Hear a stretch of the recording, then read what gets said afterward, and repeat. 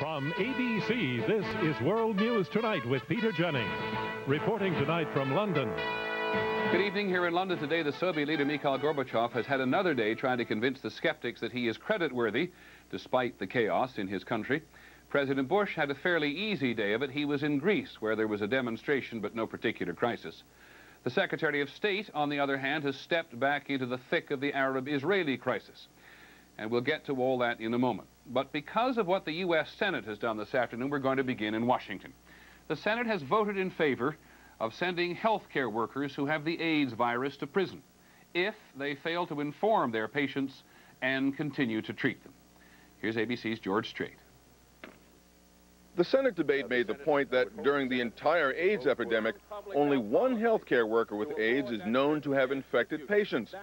But the senators said they had to do something to protect the public. Such healthcare professionals, as rare as they may be, are guilty of intentionally inflicting harm. They are intentionally exposing their patient to the risk of death.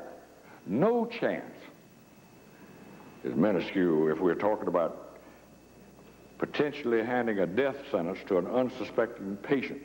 The Helms Amendment, which would impose criminal penalties on healthcare workers who perform surgery or other invasive procedures without telling their patients they are infected with the AIDS virus, was not expected to pass.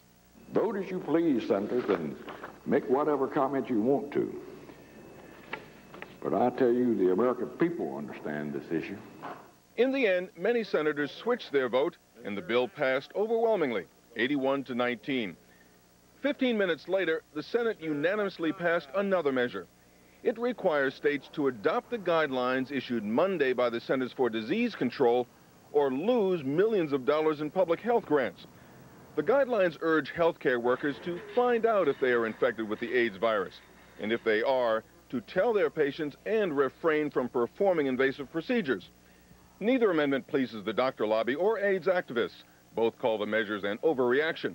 Even some senators admit their votes were politically expedient. It gave them, if you want to call it, the political cover, where they couldn't get criticized for being too tough or too soft. Because the votes on each amendment were so overwhelming, congressional sources say both may survive a House-Senate conference committee. It's clear that this issue has become so volatile that healthcare workers could find themselves with little choice but to be tested for the AIDS virus.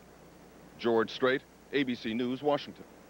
Again, those two proposals in the Senate today try to address the spread of a fatal disease from doctor to patient, which the government Centers for Disease Control say is almost non-existent.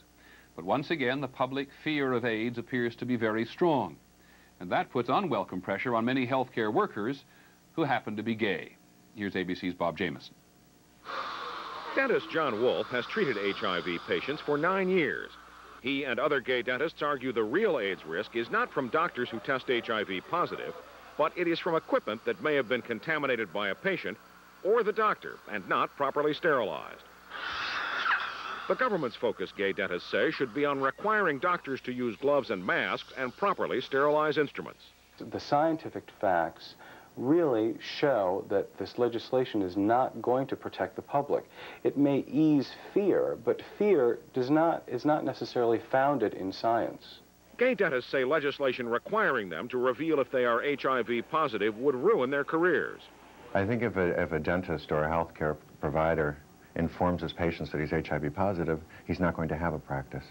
Dr. Jack Rosenberg founded a New York organization for gay dentists and urges colleagues not to disclose whether they are HIV positive. They are not the cause of this problem. They're being made a scapegoat. But the American Dental Association says it supports at least voluntary disclosure that patients have a right to know. We say to our members, if you are indeed HIV positive, that you must disclose that if you choose to perform all invasive procedures that you're trained to do. Many gay dentists today said that if the legislation becomes law, they would have no choice but to disclose they are HIV positive in order to keep their licenses, even if they may be unable to keep their practices. Bob Jameson, ABC News, New York. In a moment, Secretary Baker in Damascus with praise for Syria. President Bush in Greece to be greeted by anti-American demonstrations. And here in London, the vanishing horsemen of the Queen's Own Cavalry.